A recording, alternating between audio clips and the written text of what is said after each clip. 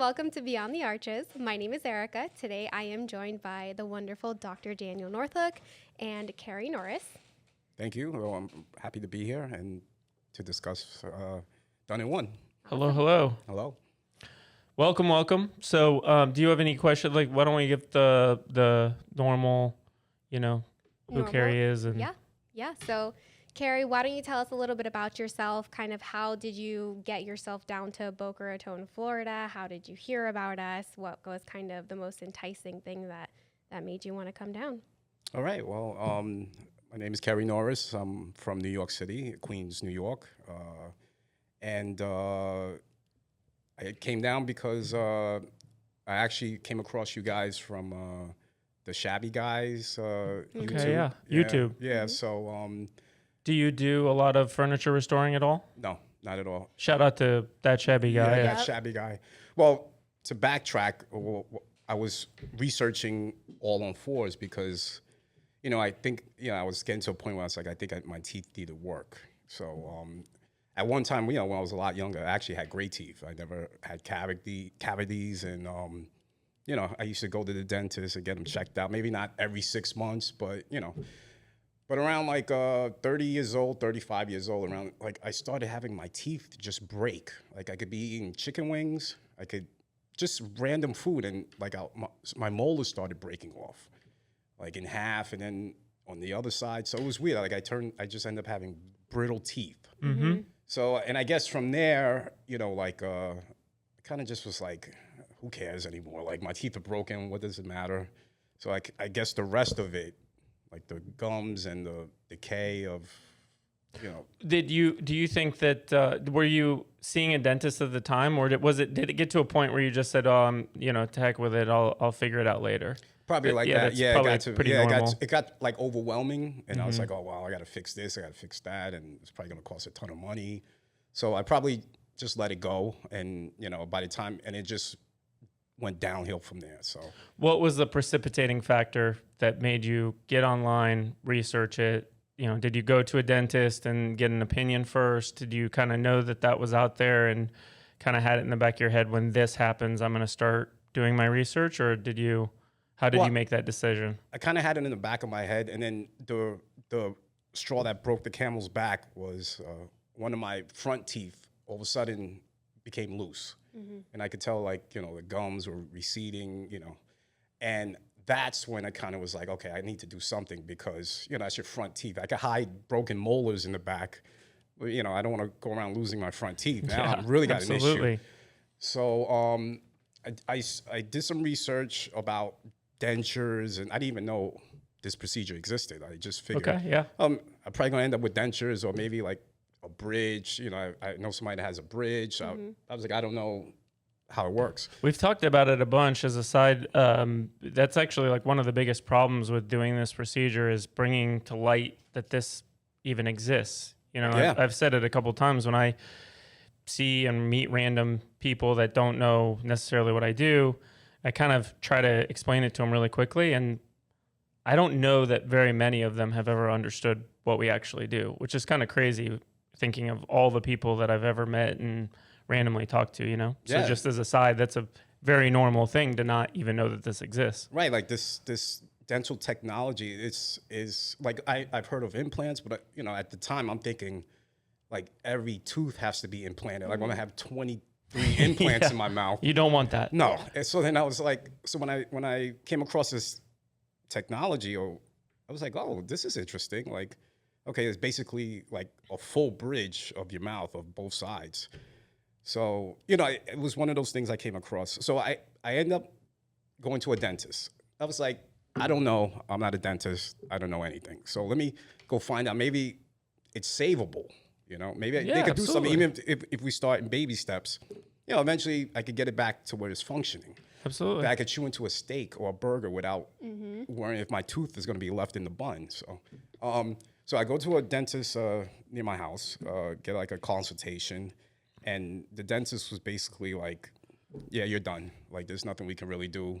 And but in a way, it was kind of like I was being chastised for like, and I'm like, okay, yeah, I get it. Yeah, I wasn't, I messed up. Sure. Right, but okay, what can we do about it? So then she brings up the all-on-4 procedure that I read about. So I was like, oh, okay. And then I never knew how much it cost. I knew it was, it wasn't cheap, but, I figure, all right, let me see what I can do. Yeah. You work in New York City, so was this dentist in New York City as well? Yeah, like right near my house. The classic tiny little office. Yeah, it was, like for my neighborhood, she was known. So I was like, I'll go to her. She had like absolutely. People went to her. Like she's, So when she, she was like, you're basically done. I think this procedure would be good for you. So I was like, oh, okay. Well, that's what I read about. All right. How much does it cost? And then that's when I was like, wow, she gave me a quote of almost like top and bottoms, like for $65,000, $70,000. And I was like, wow. I mean, I was like, yeah. That's a lot of money, I was like, so I was two like, cars.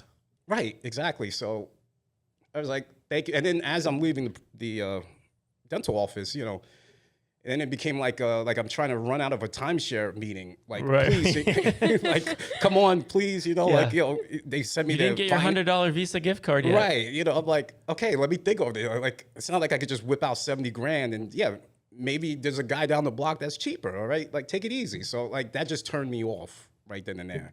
So now that I had a number in my head about like how much it cost, then I started doing some research.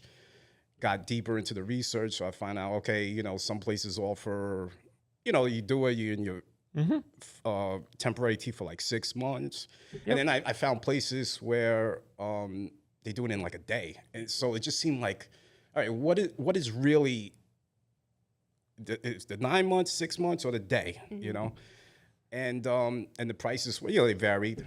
And so then I come across the shabby guy, I'm doing my research.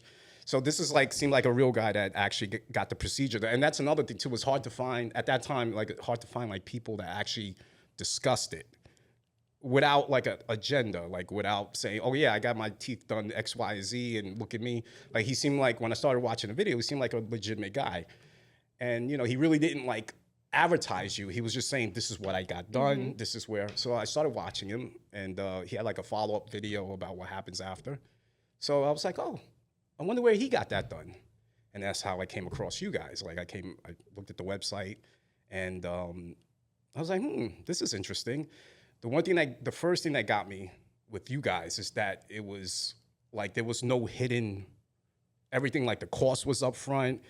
These other websites I try to go to, you look them up okay, what's the price on that? And it's always oh, well, we got to examine you. We don't know. Everybody's different, blah, blah, blah. So you had, it was clear. It was okay, this is the price we offer. This is what you're going to get. And then also when I saw the price and compared to what the dentist quoted me, I was like, well, that's the whole mouth for. Did that? I'm curious for my own sake. Did that concern you at all? Because it's something that kind of frustrates me is at some point the price is too good to be true, and you say, well, then it's definitely not, right? That's a consumer thing. So, was that ever a concern of yours?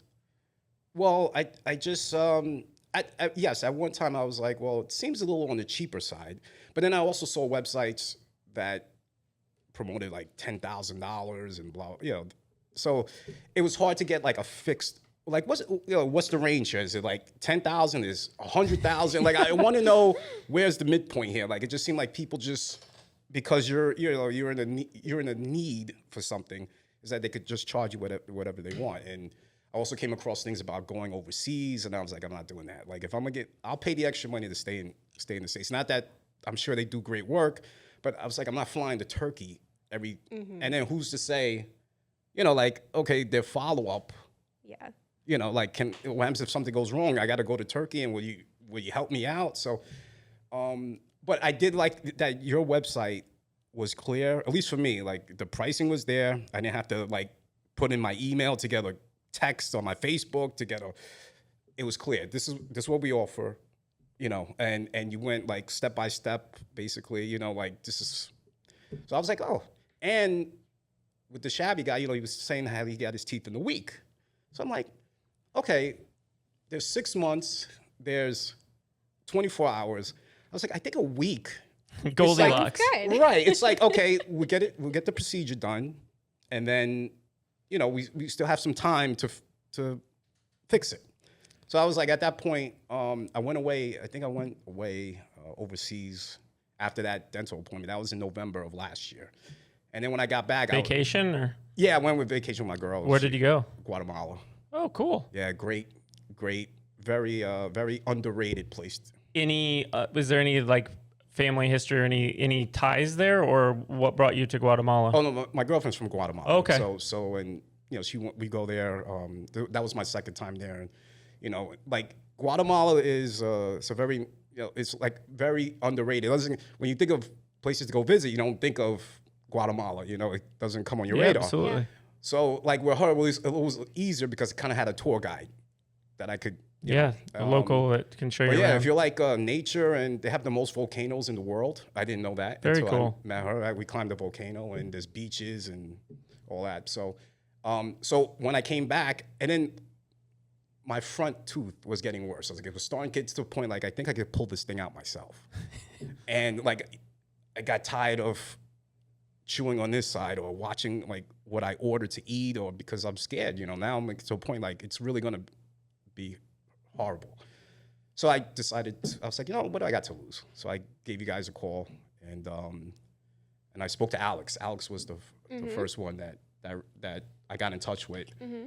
And after that, she's like, yeah, you will have to come down, well, I don't think you have to come down, but, to get a consultation, I was like, well, I want to be there. Like, I know you're in Florida, but I come to Florida a lot. So that wasn't a big deal for me. Like, it's only a 2.5 hour flight. But then I also, she gave me a link to the Facebook page. And that's where my interest really peaked. Because now, okay, it's one thing to, you see the stories on your website, but who really knows? Sure. I don't know. It could be, absolutely, plants. But another difficult thing, and that's one of the intentions of doing this podcast. One, we don't want us to just be a done-in-one advertisement. Of course, we're biased because it's our protocol and our system, and we think we try to do everything as best as possible. But getting out real, genuine stories, we haven't put Kerry up for anything, and we haven't, financially, I haven't even bought you a beer. So no, not at all. And that's the intention, is to come off as or present genuine, authentic conversations and stories, because that's what's out there. And presenting that on your website is a lot different than presenting it in mass repeatedly. Right. Yes. So yeah. So like I got a hold of when I went on the Facebook page for Done in One, and I saw all the former patients and how much they loved it, and I was like, you can't fake that. Like there's there's a couple hundred people on that page, and a lot of them got the work done, and rarely did I see any issues like long term.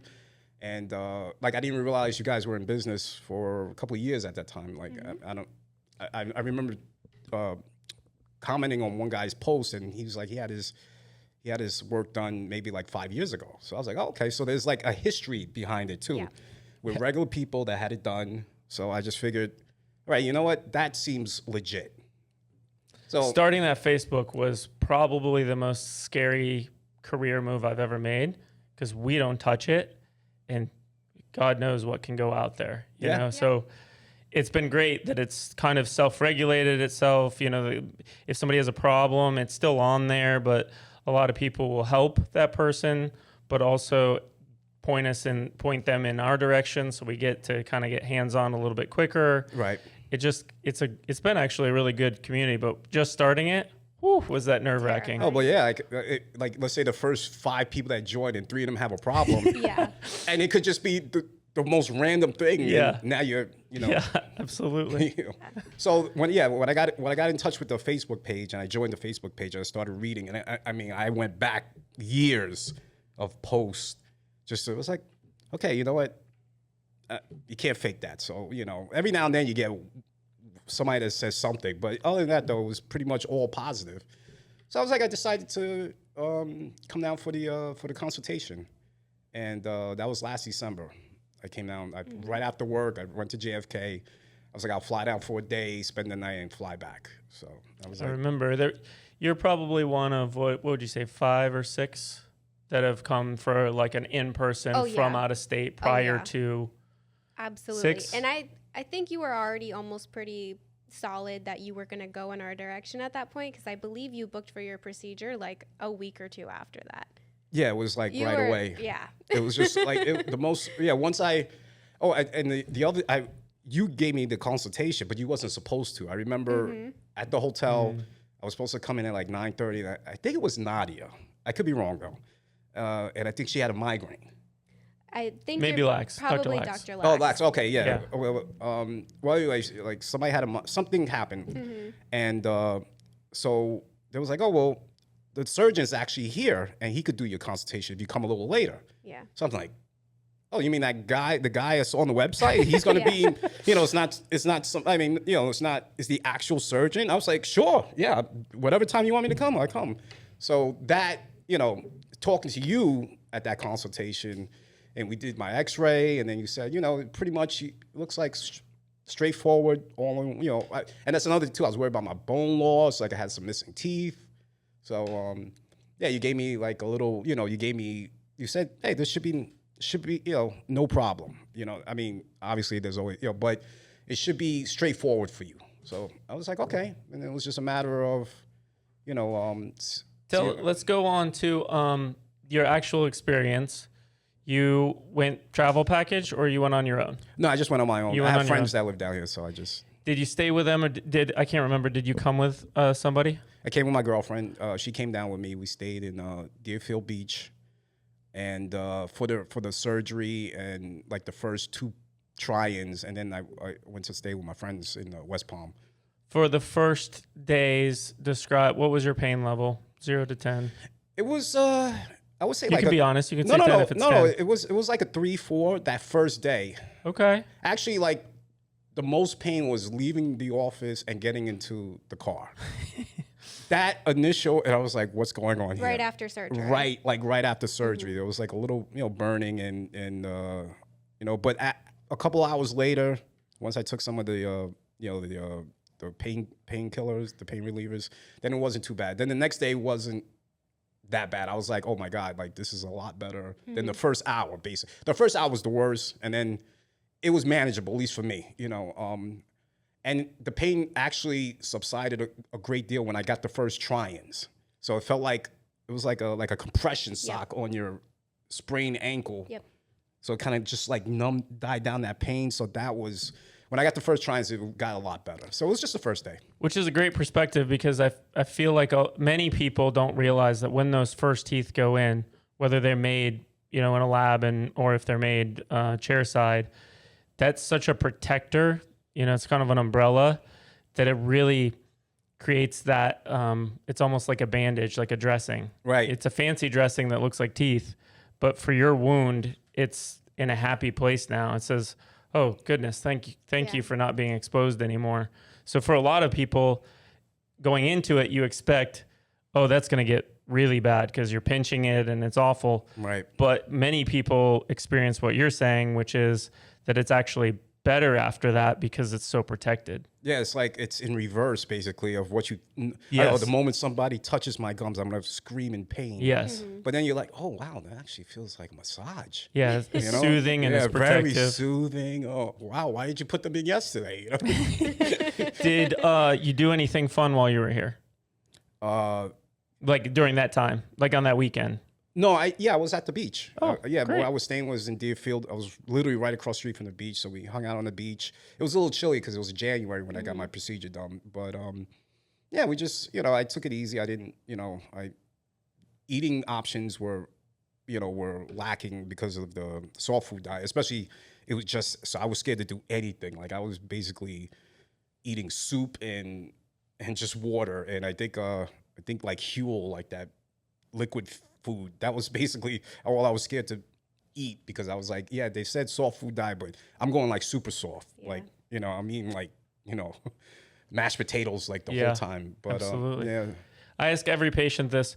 What was your favorite go-to when you were in soft food? Mm-hmm. And what's your favorite relief that you have had since then? My favorite, beforehand. So while you're healing, what was your favorite go-to kind of comfort soft, like your go-to favorite meal? Whatnot? My mother does make a really good meatloaf. Okay. So she used to make meatloaf a lot for me, so I definitely ate that a lot. I did like certain mashed potatoes, like depending on the recipe. Oatmeal was pretty good. Like I devoured boxes of oatmeal like every 2 days. And I like corned beef hash. Like if I do too. I know. Like a lot of people, it's not like a big breakfast thing anymore. But give me some scrambled eggs and corned beef hash. I'll eat that all day long. It's a great breakfast. Right. And you say it's a great dinner too. If you want to have breakfast for dinner, breakfast is perfect at any time of the day. I do not care. Very few people. I don't like people that don't agree. I love breakfast. What about afterwards? What was your favorite? Like, yes, I'm back. Oh, my favorite was steaks. Steak was good. Common one.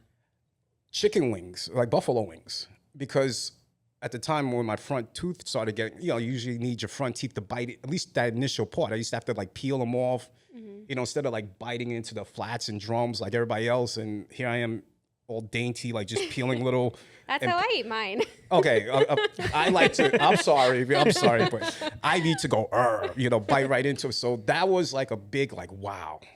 But like a nice juicy, a Jersey Mike's sub also. Okay. Because they're very thick. Yeah. Like they pack the meat in, and just to be able to, after my soft diet was over, and even then I still was like a month nervous, but then I finally relented and was able just to bite right through a Jersey Mike's Italian sub.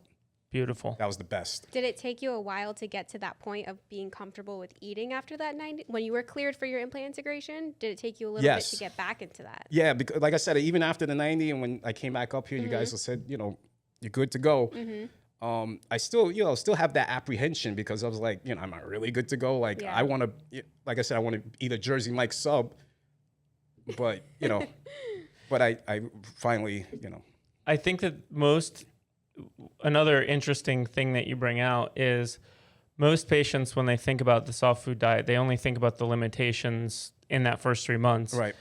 And one of the biggest shocks to them, I think, isn't just the foods that they get back, but the position, to your point, the position that they were in when they came in prevented them from eating the stuff that they enjoyed even to that point. And so getting back some food that you haven't eaten in a year, 2 years, 5 years, it can be really fun and like really bring you back. Could also be fattening too. I was just inhaling food. Like tomorrow we wasn't gonna have any food anymore.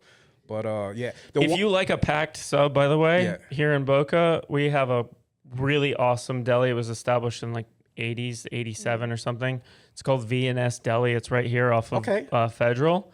It is awesome. It's all like made to order by I think it's basically just the family that's working in there, but it's kind of a you'll feel right at home. It's very like New York feel. Okay. It's top notch. V&S, you said? V and S. V&S. Like it's the letter V and then ampersand and S. I'll give them a look. It's one of my favorite subs. I'm a big sub fan myself. Yeah. I worked the way I fed myself through college was working Subway as a sandwich artist. And we would get paid, every 4 hours we got a 6-inch, and every over 4 hours was a foot-long sub or a salad. And so for the whole time in school when I had just moved to Florida, all subs. And actually it didn't kill me on subs. Sandwich is one of my favorite foods. Yeah, me too. Yeah, I do like a good sub is, pretty good. But your bar is really high because you're from New York. New Yorkers have a high food level. Yeah, and that's a compliment. No, I appreciate that, and that's another thing about not having great teeth living in New York, because I couldn't bite into like the best bagels. I would have to I just want to bite into this thing, So it was tough. It was tough because all this great food, and I'm always constantly thinking of the menu, like, oh, what can I eat on this menu? What can I not eat on this menu? Like I could, even before my front tooth got loose. Like I lost a lot of the molars because they broke off. So it was hard to, like, you want a good steak, even if I cut it up, I would still have to chew it. And it was just hard to chew it without the molars. So did your bite improve dramatically over even when your teeth were okay in this procedure? Yes, I do feel. I do feel that it's improved. It's different, right? It's different. Yeah. Here goes the one thing that I realized. I didn't realize, even though like your teeth, your real teeth have sensation when you bite.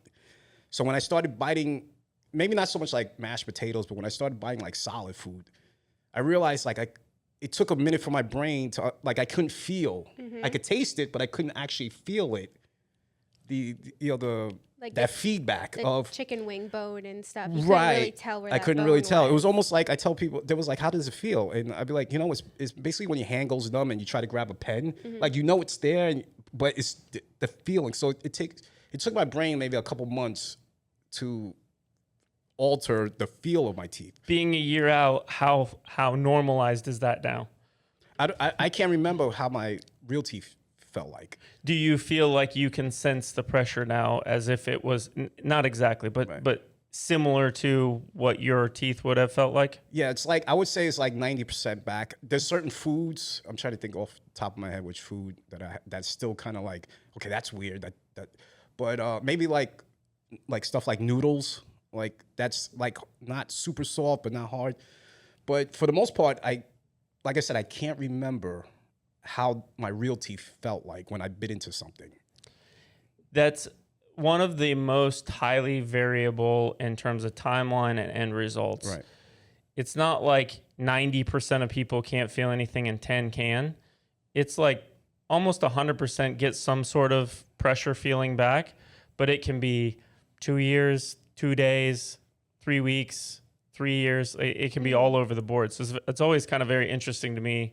You're only a year out that you already have it back. I would say most people fall within a year of getting it back. But also an interesting insight that you say you can't even remember what it was like with the teeth, which tells me that you're feeling pretty comfortable with it. Oh no, 100%. Like I can't, like I literally can't remember something. How does it feel? Maybe if you asked me that question 9 months ago, I could give you that answer. I can't. My brain has totally accepted them. Absolutely. And like they fit so well, at least for me, that they fit so well that like I said, I forget that I don't have real teeth. Like I forget that they're, so it's, I don't, everybody's different, but it worked out for me, at least as far as the fit and my brain's acceptance of the teeth. So, it's awesome. Let's get away with teeth. Let's get away from teeth for a second, because we don't always have to talk about teeth, because there's a guy behind the teeth here. Absolutely. So, where did you grow up? Did you grow up in New York? Yes, grew up in Queens, New York. Right in Queens. You did say that. And how did you end up in Manhattan? What do you do, and et cetera? Where do you live in Queens now? Yeah, I still do. Yeah, you still live in Queens. Yeah, no, I work in telecommunications, fiber optics. I work in Midtown Manhattan. I've been doing it for I'm going on 29 years. Excellent. In January. So actually, when I got the surgery done, it was my 28th year anniversary at work. When you started your position, what were you installing, like coax cable and T1 type cables, or were you? No, we was doing like copper. Like I worked for like New York Telephone. They became Verizon like later on. So that's when landlines ruled the world. And since they're copper lines, and in Manhattan, they're all underground. They're not on the poles. There's no poles in Manhattan. So we will have to go into manholes and fix them. If they get wet, they short out. But this is in an era where cell phones weren't. So a cable could knock out a whole block and we would go fix it. The technology has changed. Everybody's got a cell phone now. But there is the fiber optics. People forget that even though there's cell phones, the connections to the cell towers are all still on the ground, and they're still landline, like hardwired. So we maintain a lot of that. Do you have many problems? I just saw a video actually just this week. It was a construction crew cut one of those big fiber optic, like I forget what they call them, but there's a mess of strands in there. Yeah. And they were saying the like ribbons, how difficult, the ribbon. And they were saying how big of a deal that is, because is it true? You basically have to lay all new cable in between a certain point because it's not really repairable. Yeah, if it's cut in a way where they can't, like if let's say it's banjo tight and it gets cut, we deal with that all the time. We also deal with a lot of manhole fires, like because the electrical company Con Ed is underground also, so sometimes they just catch fire. They overheat, they catch fire, and it goes into our.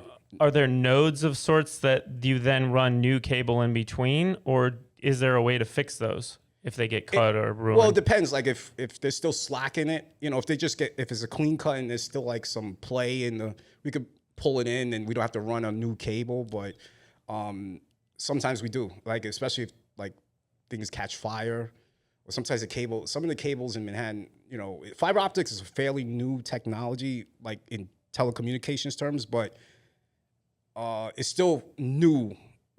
So it's like maybe 30 years ago, 40, some of those cables, that's old, and that's because it's New York.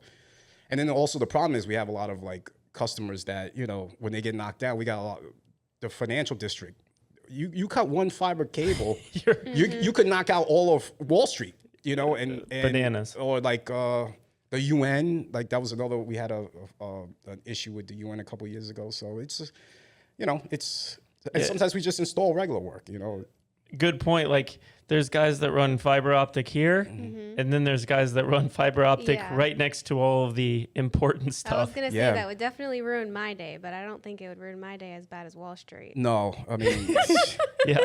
I mean, they have like redundancies just in case, like one cable gets cut, everything gets rerouted to another cable. But, sometimes like if the whole entire, like I said, construction crew just happens to dig up the wrong part of the street and then realize, oh, they went too far down, you could knock out a lot of things. Absolutely. Yeah.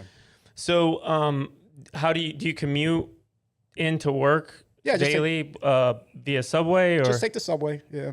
It's fascinating to us because we I know.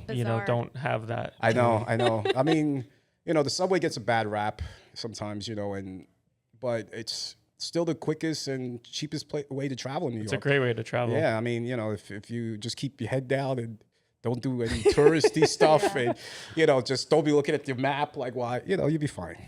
It's a great opportunity for some viral moments if you capture them. For sure. Yeah, definitely. Just have your phone on video ready to go. Boop, I guarantee you'll find something. You could put some on TikTok. And so let's talk about your hobbies. So we were talking just before this about baseball. You're into baseball. How did you get into baseball? Did you grow up playing? What position? All of that stuff. Oh yeah, no, I started playing when I was young, Little League, like even softball with the grown-up guys, and I enjoyed it. Like, when I was younger, they thought I was decent. They was like, oh yeah, come back, come play. So I've been playing for, I'm 50 now. I've been playing for 40 years, like, fairly competitively, So I didn't go the college route or the high school route or try to get drafted or anything. I just, after high school, I started playing softball. And then like a couple of years later, maybe like 15 years ago, a friend of mine, he's like, hey, you should play baseball with us. I was like, wait, you guys still play baseball? There's still baseball leagues? What are you talking about? Time portal and go back to 10? Yeah, I was like, okay, yeah. So then I got back into it, but I always played like softball and all that stuff. But now like it's gotten like back into like, what I missed when I was growing up, so I'm just happy that, somebody still wants me on their team and knock on wood, haven't got injured yet, or, I'm still in fairly decent condition. So, Describe to us what that looks like for an adult league. So what position do you like? I play outfield. Outfield? I play outfield. Any particular side? Like center and right, I play wherever the team needs me. So, you know, it's basically, we have a season, like we start like in April, kind of like the same. And there's usually like a weekend schedule and a weeknight schedule. So a lot of us play after work, play out in Long Island for the most part. That's the league I play in. They play out in Long Island. Mostly for accessibility to fields, I would imagine. Right, yeah. Well, yeah, Long Island does have the nicer fields. It's just that league that I happen to play in. And where I live in Queens, I'm actually right on the border of Nassau County and Long Island. Okay. So it's like, for me, it's not like I'm coming from the Bronx, which would be a little harder. Yeah, and then we play, it's like different age divisions. So like it's like an 18 and over, 25 and over, 35 and over. So I play on a 35 and a 45, But, some of the guys, a lot of the guys are, though they're older, and they have a bigger resume than me. Some of these guys have actually played pro. Yeah, I would imagine. We played in the tournament just 2 weeks ago down here in West Palm where the Astros and the Nationals play. I forgot the name, the Cacti Stadium or whatever. Not sure. Yeah. I only know really Roger Dean. Roger Dean, right? Yeah. So yeah, we played at Roger Dean too. So and one of the guys used to play for the Braves, Atlanta Braves. So so it's competitive. It's like guys, could still bring it. And I know probably somebody listening to be like, yeah, sure, yeah, you got no, but you'd be surprised. There's a lot of guys that still could play, and better than me. So that's awesome. Yeah. And how much time commitment is it for you? And like how many people are on a team? Let's just start there. How much time commitment is it?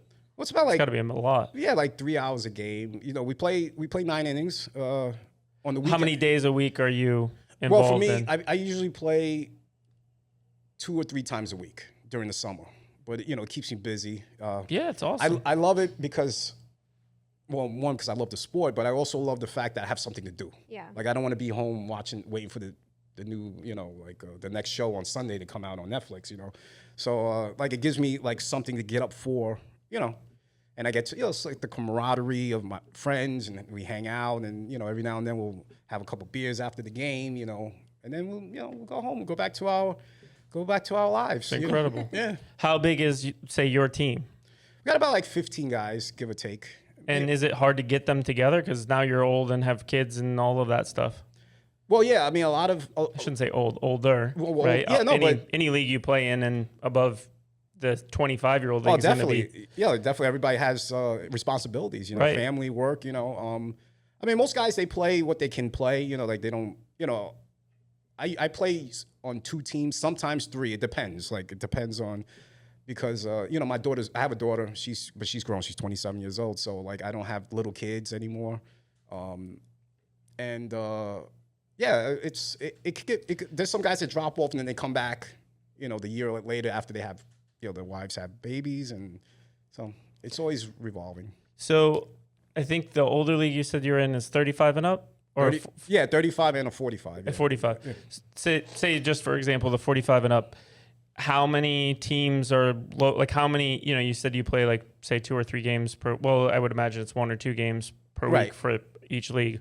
So the 1 or 2 games per week, how many new teams, meaning how many teams are in said league? Oh, you'd be surprised. The 45 and over probably has the most. Okay. Because, there's a lot of guys. Then they're released in their grandparents, which you are now. Yeah. Congratulations. Thank you. I appreciate that. Shout out to Royal, my grandson. If you're listening to this 30 years from now, I hope you remember this. But yeah, only if the fiber optic cables are intact. By then, no, that's out of my hands. I'll be retired. But yeah. Well, I'm sorry. What was the question? I asked how many teams are in a league, more or less. Yeah, I would say maybe like 10 to 15. That's but good. Like the 35 and 45 age, that's probably the most teams because I guess nowadays, like a lot of guys, they stay in better shape longer. It's not like even 30 years ago, so not to say baseball's a demanding sport like football, but, guys just have the itch and they still play and there's a lot of older guys that like to play and they could still do it. So I'm asking leading questions because I grew up playing baseball, was a catcher, was all my life, whole, what I lived for. Okay. So I'm asking and this is like a subtle like interrogation of like they have leagues down testing here. the foot. I know. And catcher's one of the big positions, like especially in like 35 and 45, because that's a demanding. Your knees suck. Yeah, so hey, if you still got it, come down, get your catcher's mitt. I will. I still have it. I actually still oil it every once in a while. You'd be surprised. Bust it out every once in a while. Yeah. What and then tell me about the travel to here. Is this your whole team is coming, or is this almost a pickup game of sorts? When you say that you play at Roger Dean, is that let's all get out spring training type style, or is it a tournament, or is it a tournament? Yeah. And is it pickup style where it's a conglomeration of different people? It's like a different team than say your league. Well, yeah, it's for the most part, my team. It's like we have our core that comes down, but then my coach picks up other guys that from like the West Coast. We all, but it is a competitive tournament. Like there's teams from Venezuela and Dominican Republic that come, and it's different than like fantasy camp. like for the Mets or whatever, it's competitive. Like these guys are here to win. Like it's So cool. And they have Very tournaments. cool. Yeah, they go to like Vegas, Arizona, and they play at a lot of most of the tournaments are at the spring training facilities for whatever team. So Yeah, they're good sized stadiums, not used all the time. right. What's the field like there? How many teams will come to a tournament? We'll say like an average size tournament. You get about like 12 teams. That's great. And for our like age to be like we were 45 and over, you got there's even like 18 and over. There's even like 70 and over. Wow. Tournaments. Yes, that guys. But like I said, you'd be surprised. Some of these guys, you say, Do they still pitch at 70? Who's catching? Yeah, exactly.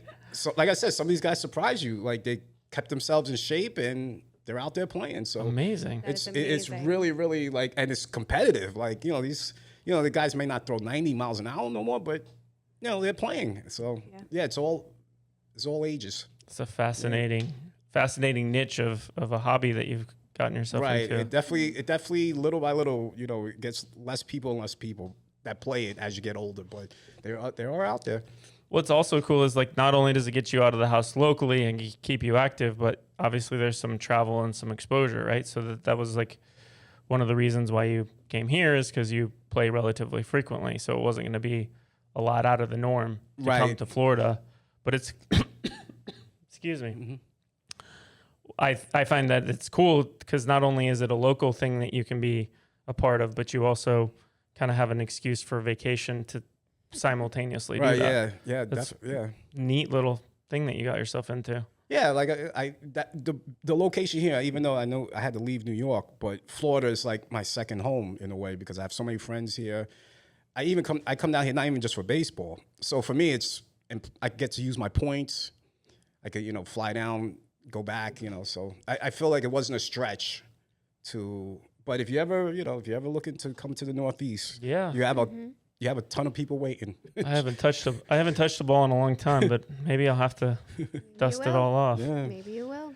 Did I was going to ask you, how long is that is a tournament, like a week? Yeah, it's about a week. Yeah. Yeah. Yeah. And how many games will you play? I would Like imagine 5, 6. Like good. there's like a little round robin. It's almost like the World Cup. It's like a round robin, and then the top teams play in the playoffs. The worst teams go home. So same thing. incredibly expensive or not terrible? No, it's just like a fee per team. So like depending on how many guys we bring. I mean, obviously you don't want to bring too many guys for playing time, but let's say I'm just throwing the number out. Let's say it's $2,000 per team. So if you got 20 guys, it's $100 plus airfare. Yeah. And then a lot of the guys they get like a big Airbnb, one of these big homes, and we're all, so cool. Right. Some of my teammates, they used to play. They worked for the FDNY and used to play for the FDNY team, which is a very competitive team. Like those guys play at City Field and all that. So when I room with them, they have that firehouse mentality where, like, all right, everybody chip in. I'm gonna go buy the food. We're gonna cook this huge dinner. So it's cool when you hang. That's awesome. Yeah, It's fun. Yeah, it's like a buffet. Yeah, it's like living a little bit of college as long as you want. Right. Yeah. It's so cool. Like a little bit of that, a little bit of like if you feel like a major leaguer for like like a couple days. So yeah. And Erica, what team is Kerry a fan of? Can you tell? The New York. I'm between the Yankees and the Giants right now. Well, only one exists, and neither one is correct. Yeah. Sorry. Well, I am a New York Giants football fan, Okay. All but right. I'm a New York Mets fan, diehard. New York Mets. The Giants are in San Francisco. I Yeah. should have known better. Did okay. How did you get into the Mets? Just local. Just growing up, when I got into baseball, the Mets were the team in New York. Like they won the World Series. They had Dwight Gooden, Dow Strawberry. So I just became a fan of them. Plus, like I said, I'm from Queens, so Shea Stadium was in Queens. Now Citi Field's in Queens. So, but yeah, I became it got to the point like I had to stop getting season tickets because I was just throwing cash away. Yeah. COVID kind of messed everything up. I used to have season tickets for the Mets, not a season, but a weekend plan. But I had a group of people that used to come, and then there used to be a bar across the street from the game. So we have some drinks there. We have some beers. So when COVID hit and you couldn't go to the games, I was like, I just realized how much money I was saving. That probably paid for my teeth. Sure. That Yeah. was just like $200-$300, $400 a day. Thank you, Yeah. Mets. Yeah. Thank you, COVID. Thank you, COVID. Yeah. Well, you know, I can get behind the Mets because they're my colors, you know, the Florida Gators. So I like your color scheme. Alonso is your Yeah. yeah. We may lose Alonso. I hope not. He's a free agent. The other thing so you're Giants fan. So they still play in the stadium with the Jets? Yeah, MetLife. Still the same. Same. Yeah. So MetLife is really cool. I went to one Jets Miami Dolphins game. Years ago, we were training an office to do a procedure. So we went in one fall, I think we went maybe like 10 times, one particular fall. It was just before COVID. And COVID kind of ripped that deal apart. But we got to go to a Jets game. But what's really cool is they actually switched their stadium and everything is removable. So everything is Giants paraphernalia, Giants, you know, their locker room, and then they switch it out when it's Jets, and they trade off and on. Even the lighting changes, Yeah, like from blue to green. Yeah, it's bananas. It's Yeah. amazing that they can pull it off. Yeah. When I went, you couldn't really tell that it was a neutral ish or a host to two teams, right. And you go and you're like, how? I would like to see this next week when it's say a Giants stadium because how do they switch it? It's How is pretty that pretty possible? awesome. Yeah, yeah. It's just Makes sense. I mean, there's no reason why a stadium should just be there decaying half the time. right. Yeah. Yeah. No. Yeah. They made my only thing is we get the Giants and Jets gets a lot of flack that from the Bills fans because technically the Buffalo Bills are the only team that actually plays in New York State because MetLife is in Jersey. Yeah. So a lot of the Bills fans from up north, they give us a lot of slack for that. So Yeah. MetLife is like way far out. yeah. Well, it's not that. It's a little outside Manhattan, but it's in Jersey. Yeah. So It felt way far out because I had to fly out that day and then got traffic coming back. what airport I were think you we were flying going out of JFK. yeah, that's was far out. Yes, disaster. yes. You were better off at like Newark, but yeah, that's to get from there to JFK is a Yeah. trek. My wife, God bless her, almost lost her marbles. We made it though. New York could do that to you, man. It It's will. tough, man. It will. It could be a very frustrating place to live sometimes. So let's talk about, so you're a year out, we got you surgery, you play baseball, it's awesome. Let's talk about, so we actually found something which happens. So we're going to talk a little bit about lifetime warranty and why it's important because not everyone heals perfectly, even if they're healthy and active and do everything right. And so when you came in, this was for your cleaning, right? Yes, I was due in January for my cleaning a year after my surgery, and 2 weeks ago I felt something weird on my teeth, and only in like the back molar section of my teeth, and I could feel like a clicking or like some looseness. So my first word was like, "Oh my God, my implants are failing." I didn't, So I actually reached out to Erica. I sent her a text. I was like, "Hey, listen, I'm feeling this. Like, I thought maybe a screw came loose. Yeah, I don't know." She hit it right on the money because she said, "Oh, you know what? That sounds like you may have like a break in the bottom arch." And when she said that, I remember I was able to feel like a crack on my underside of my teeth. So I was like, you know what? Let me make an appointment to come earlier than January because I want to fix this as early as possible. Right. So I come up. Well, actually, I drove down because I dropped my daughter off with her mother in North Carolina. Ooh, you drove. But no, I broke it up, not one shot, but I drove. But Still. yeah, because she wanted to see the new grandbaby and grandson. So. Okay, well, But it took we'll a let couple that days. slide. Right, yeah. So anyway, so I come down and so Nadia did was yesterday. Yes. So the first day she takes her and boom, the pieces in two pieces, my lower arch.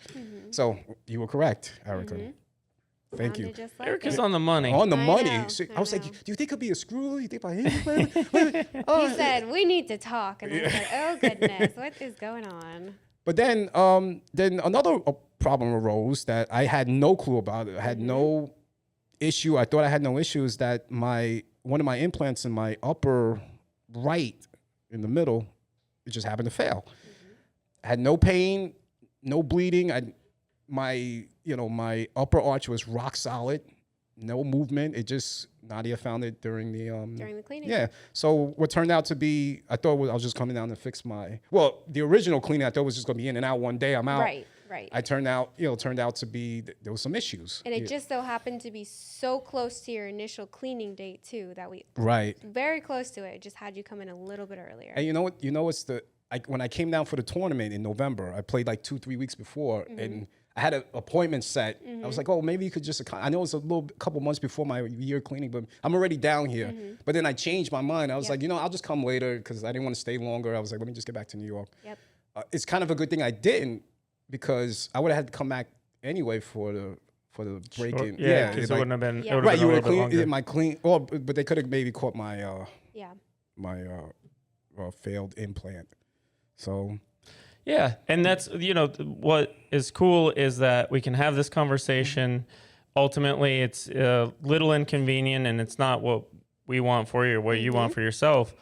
But that's the reason why we do stuff a certain way, and the reason why we do the consult and like spend the time with our patients. One, we love to get along with our patients and find out random stories. I mean, I can't think of many places that probably have the random baseball to the author to the cook. There's so much variety behind the background wise. There's such a variety to our patient base that it's always really fun to, especially now that we do so many travel patients, to get all walks of life and all backstories and all different hobbies. It's amazing.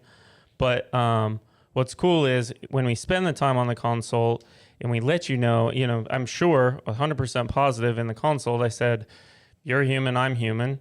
Things go goofy, screws go loose. I mean, you fix fiber optic cables. You've seen some crazy stuff go down. So I can't prevent that from happening, but I can have your back and I can fix it and we can work towards it. And that's what's really cool about the way that we do our process is before, when I would do this and there was a problem, it kind of became like a fight, and maybe you weren't totally in the loop that something bad could happen. Right. And then somebody draws a short straw and has to tell Kerry that something is wrong, and you go ballistic. That's just human nature if you're not told. And then fixing it then also becomes a tension point, because now I'm deep in the hole because it cost me a ton of money, et cetera, et cetera. But now that we have a better process and it's kind of pretty like straightforward, and we'll call it assembly line. It's customized, but it's a very assembly line. We don't have that tension because we're just going to replace it. We replaced your implant on the fly. Yeah. And apart from the minor inconvenience, obviously we would choose not to have that for you. But it's not this like big life encumbering 30 visits, start back from zero. Who's paying for this? I don't want to pay for it. Kind of try to get away with something, a fight. That's what I love about it, is you're still here talking to us. We're still getting along, and that comes because we've really been intentional about the way that we build the protocol out, and the lifetime warranty, because it didn't cost you anything other than the extra days. But well, and that's getting back to like when I first discovered you guys with the website.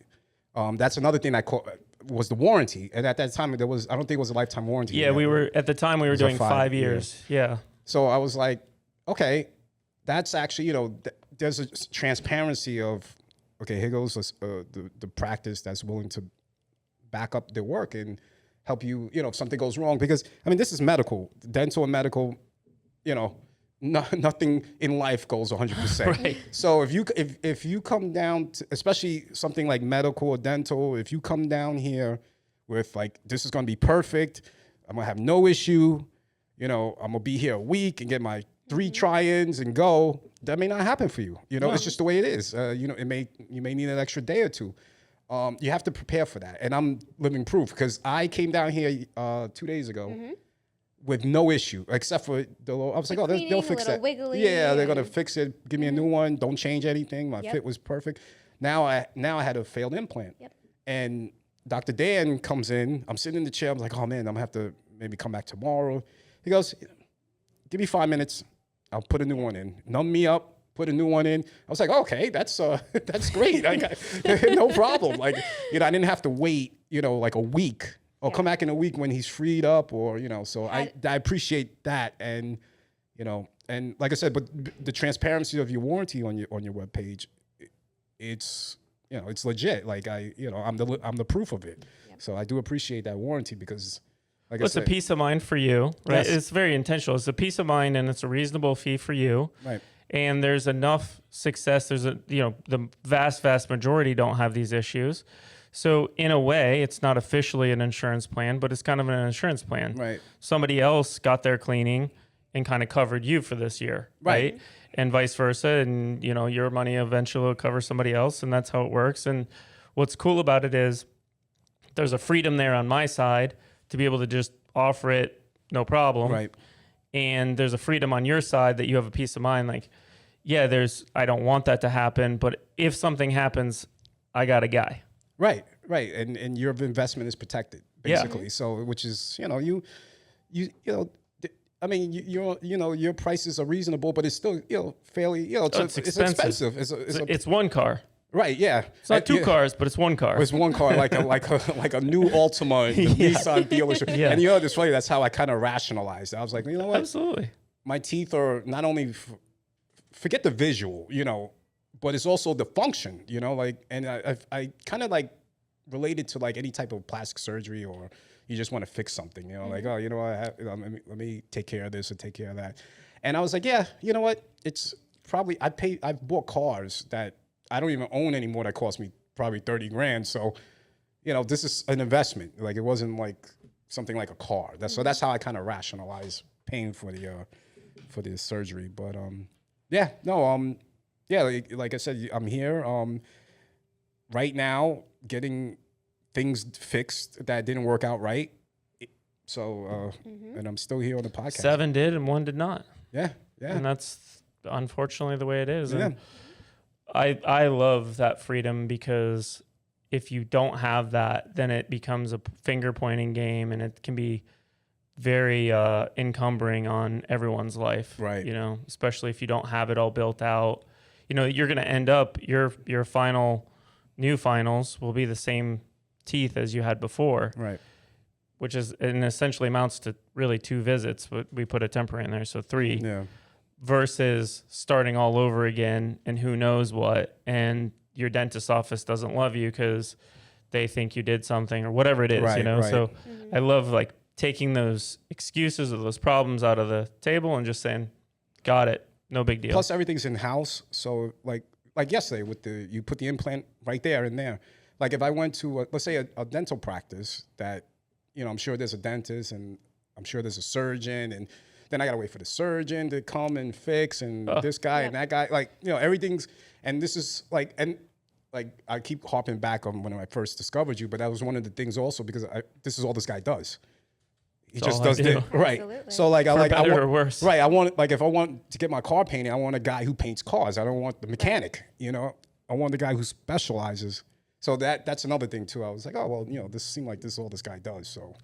Yeah, trust me, you don't want me anywhere near fiber optic cables or electricity. Or I have a big respect for people that do. I love to work with my hands. Obviously, that's what I do, and I love to mess around with hobbies and stuff. But like people that do stuff that's sort of, you know, you have to trust a lot of like routing and pulling cables and stuff, like labeling correctly. Yeah. Those sort of unknowns really freak my brain out. I have a lot of respect for people that can work in a little bit of you're still working with your hands, but in the abstract as well.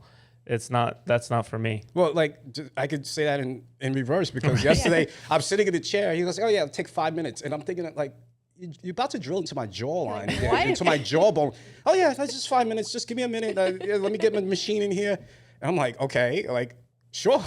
You know, so even that's like I can't wrap my brain around that. So. That's why we stick on our own processes, right? Anything else you got to add or ask, Erica? I'm just glad that we were able to get you down here, nice Absolutely. and prepared, have you for the whole week. We thought it was one thing, and then actually ended up kind of being 2, but it was an easy fix. And you even said it to me on the way out yesterday. You were like, well, good thing I have that warranty. Yeah, it's definitely worth it. It's definitely like, I feel like I know it's like I pay monthly, but I figure like the price is what I would be paying for a yearly dental appointment. if I had real teeth. So to me, it's just a wash. It's the same. It's going to come out to the same. We So caught everything in time. Yeah, that's and we'll have intentional. you home before the weekend. Super Yeah, intentional. definitely. If you look at it like that, you may even pay more at a regular dentist throughout the year, especially if your teeth are not in the best shape. So I feel like the warranty is definitely a peace of mind. The industry standard, if you want to call it that, is typically get the high dollar cases and let somebody else deal with problems and cleanings. Right. And we understand that you're attached to that, right? And so the intention of the lifetime warranty, switching over to the lifetime, even though it ruffled some feathers, was to reward the people that are responsible enough to realize, hey, this is probably less than I would be paying for dental insurance. Right. Yeah. And if I take care of it, they're going to see me every year and know that I take care of it. So we wanted to reward that behavior with that peace of mind, versus the way that it was before with a 5-year. You were getting rewarded. You had groups of people that were straining the system because they weren't taking that responsibility into their own hands. Okay.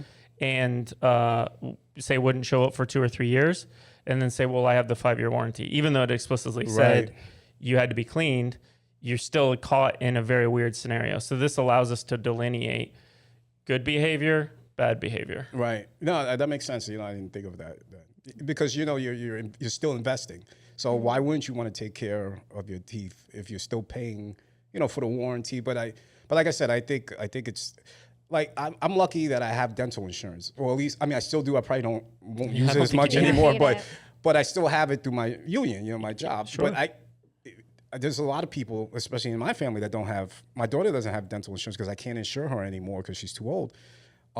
So if you get the procedure done and you pay for the warranty yearly, that's way cheaper than what you would have to pay for dental insurance, even probably monthly. It'll probably come out to close to the same for a decent dental insurance, because it's a big, dental insurance is, if you're not paying for, it's they don't give you a lot, so it's tough. There is not, just like politics, there's no great answer. Right. Yeah. No. There are answers. They're just not maybe great. Right. Yeah. Right. So, well, we appreciate your time and appreciate your understanding, coming on and explaining how you're one of the first ones that we've had to really use the warranty with. But Okay. and fractures happen. Like, what happens the least often is an implant going bad, especially at your point when you've been a year out with no problems. Right.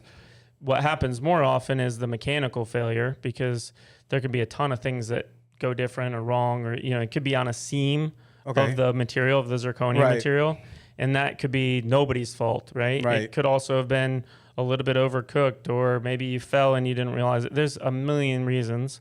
So mechanical failure is pretty more normalized, but in terms of like implant failure, very, very infrequent. But when it happens, it's we try to make it as minimal as possible. Yeah. But we appreciate it. Keep playing your baseball. It's awesome. Hats off to you. Thank you. Thank you for having me, and thank cool. you for taking care of my issues. And I appreciate being here, and just we'll be here regardless. Yeah. Yep. We'll see you next year, right? Yeah. Definitely. Yeah. Definitely. So awesome. We appreciate you, Kerry, and again, we'll see you next year. All right. Thank you. Thanks for having me. Thanks, everybody. Thank Okay. you. Bye.